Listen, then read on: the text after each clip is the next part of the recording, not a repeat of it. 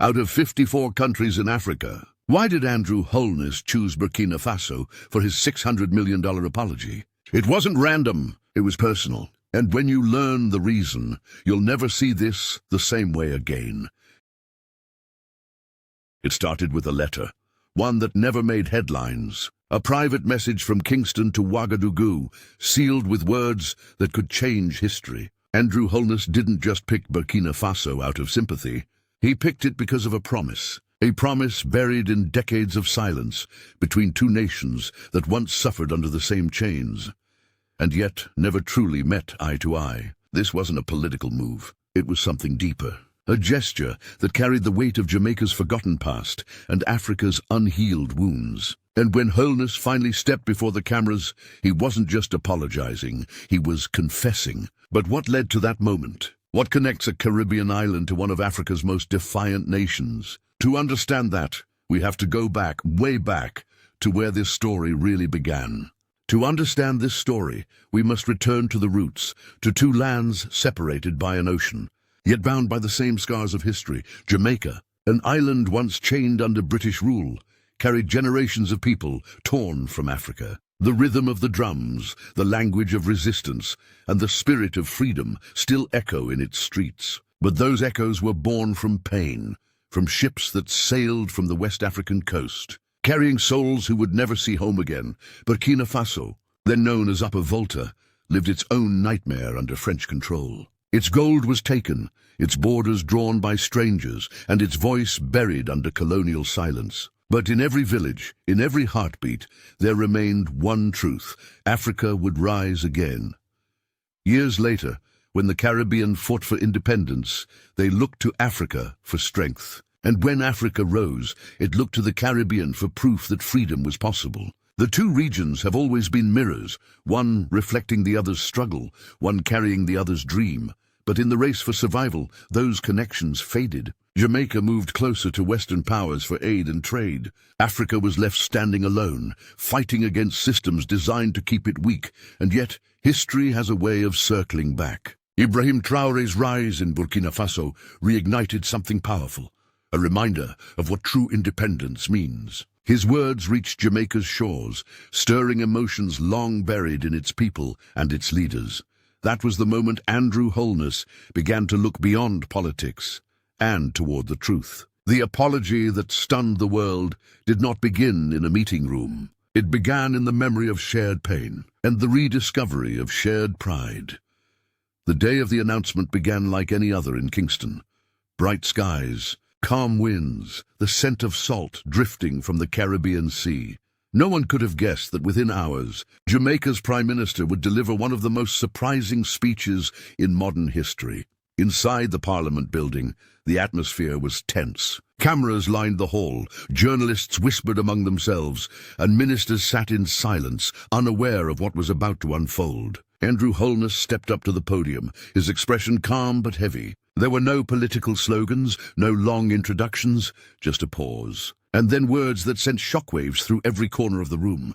Today, he began, Jamaica acknowledges the pain of our African brothers and sisters. We have benefited from their suffering, whether we chose to or not. And for that, we are sorry. The silence that followed was deafening. Members of Parliament looked stunned. A few shook their heads in disbelief. But Holness wasn't finished. He continued, as a nation built by the descendants of Africa, we cannot ask for dignity while ignoring our debt to those who still fight for theirs. Therefore, Jamaica will commit $600 million in reparative partnership with Burkina Faso, not as aid, but as justice. The room erupted. Some clapped. Others protested. Outside, news broke within minutes. Jamaica apologizes to Africa. Holness sends $600 million to Burkina Faso. The world was watching, and social media exploded with debates. Was it a bold act of truth, or a political gamble that would haunt Jamaica for generations? That question spread faster than the announcement itself, dividing the public and igniting conversations across continents.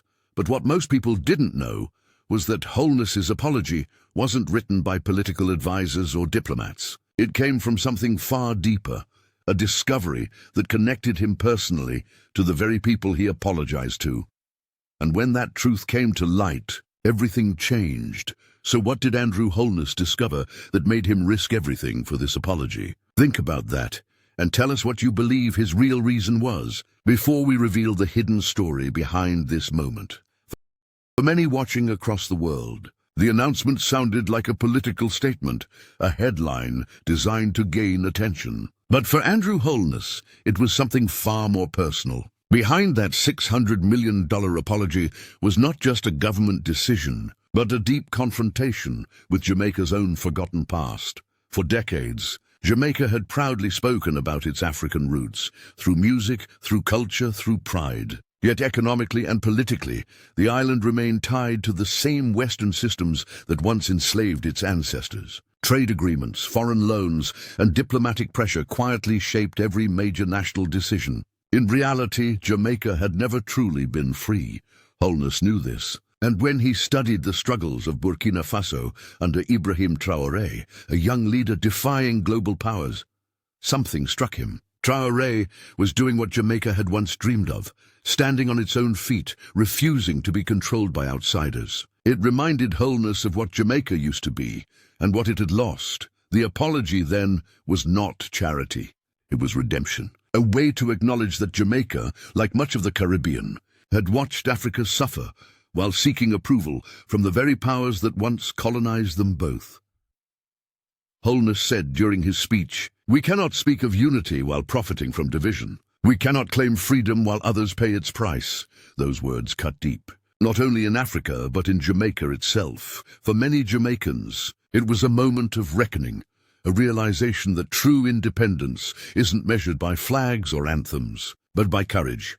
Holness's apology was his attempt to reconnect two worlds torn apart by history, to tell Africa that Jamaica still remembers where it came from.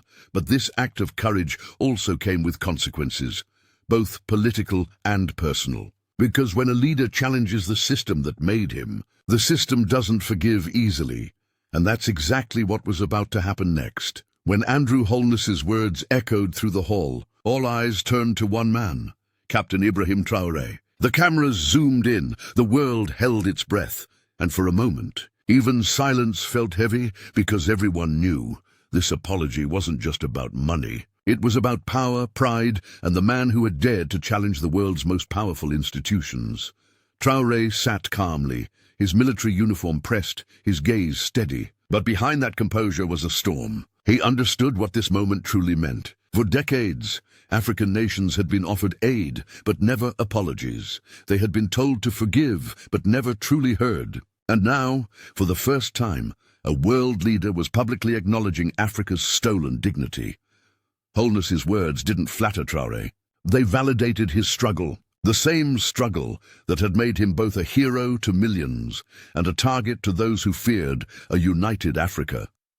Burkina Faso's leader had spent months building alliances, rejecting Western control and urging Africans to reclaim their destiny. His speeches weren't diplomatic, they were revolutionary. And that's why Holness's gesture hit differently. It wasn't just a financial statement. It was proof that the world was finally listening. But the real question, the one that gripped the entire audience, was this. Would Traoré accept the apology? Would he see it as genuine repentance, or another attempt to win influence over Africa's rising power? Because if Traoré accepted, it could mark the beginning of a new era between Africa and the Caribbean. But if he refused, it could ignite a wave of political tension across continents. And the answer would shock everyone watching. The world didn't stay silent after the announcement. It erupted. Within hours, headlines flashed across major news outlets. Jamaica pays $600 million to Burkina Faso. Historic apology shakes global politics. Africa finally heard. Social media exploded with debate. Some called Holness a visionary, a leader with courage to confront uncomfortable truths. Others labeled him reckless, accusing him of wasting taxpayers' money on what they saw as a symbolic gesture. But deep down, everyone knew this was bigger than money. Across Africa, Holness's apology was celebrated like a long-awaited recognition. In Burkina Faso, people poured into the streets, waving both the Jamaican and Burkinabe flags, side by side. African youth saw it as the first crack in the wall that had divided them from their Caribbean brothers and sisters. Meanwhile, Western analysts grew uneasy. They called emergency meetings. wondering what this meant for their influence in the global south. If one Caribbean nation could apologize and realign with Africa, what if others followed? Even in Jamaica, debates filled the airwaves. Was this a bold step toward justice, or a political gamble that could isolate the island from Western partners? But amidst the noise, something undeniable was happening. Conversations that had been buried for centuries were now alive again. Because this wasn't just about reparations. It was about rewriting global relationships, reclaiming history and reawakening shared identity. And the real power of this moment, its symbolism and legacy, was only just beginning to unfold. The $600 million apology became more than an act of diplomacy. It became a symbol of awakening. For the first time, a Caribbean nation wasn't waiting for Western approval to do what was morally right. Jamaica's gesture reminded the world that history can't be buried under treaties or trade deals. It demands recognition. For Burkina Faso, it was validation, proof that its fight for sovereignty had inspired others beyond Africa's borders. And for millions across the global south, it reignited a dream once whispered by revolutionaries. Unity between Africa and its diaspora. Andrew Holness's apology and Traore's steadfast leadership created something larger than themselves. A bridge between two continents once divided by chains, now connected by purpose.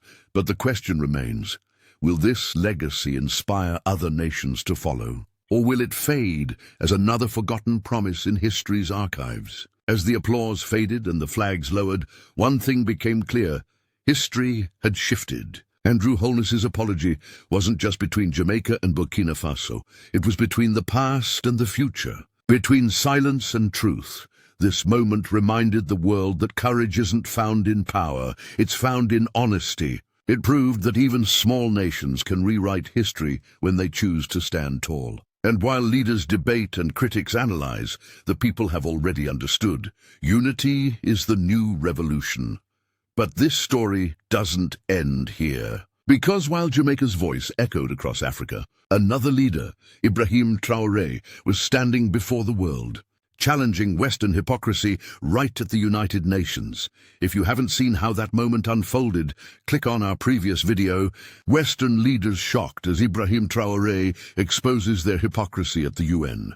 And before you go, like, comment, and subscribe for more untold global stories.